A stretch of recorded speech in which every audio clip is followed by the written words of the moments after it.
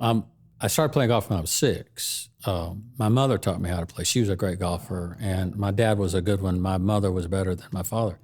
And I played in high school and college. It gave me great confidence, and it it exhibits everything in life. You have successes, you have failures, everything. Golf is the sport that you fail at the most. Look, somebody can have a all-star career and win 7 tournaments in their life, professional tournaments, and that's a great career. Now, you throw out the Tiger Woods and Jack Nicklaus's and those kind of people, but Jim Furyk, I think, has won 10 tournaments or 11 tournaments. I mean, all of those things, which means out of 300 tournaments that they might have played in a career, they won 6. That's a horrible percentage. You're worse than the Jets if you were that way. And so, so it teaches you to fail, and it teaches you to fail. Interestingly enough, it's one of the few sports that you're walking side by side the person that you're competing with and want to beat the most. And you congratulate them on a good shot, and you're gracious when you lose.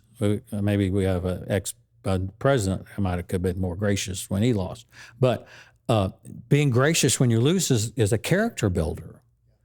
And, my parents were avid about that. And in golf, it's the only sport that you call penalties on yourself. Sure.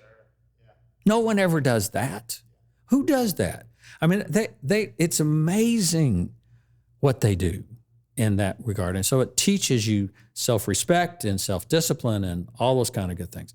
But, so that's that. And from a personal standpoint, but it's just mine. And the interesting thing about golf, it doesn't matter what anybody else does, period. It's one of the few sports, swimming and track and field, but in most cases, you're competing physically against someone else. And someone could have, be better than you, stronger than you, or whatever. In golf, the guy that tees off, if you're on a par 3 and the guy in front of you that you're trying to beat hits a hole-in-one, there's no reason you can't hit a hole-in-one either. What he does not stop you from doing anything. So it's all personal. So now you don't have to depend on anyone else. It's just you. And that I learned the most from.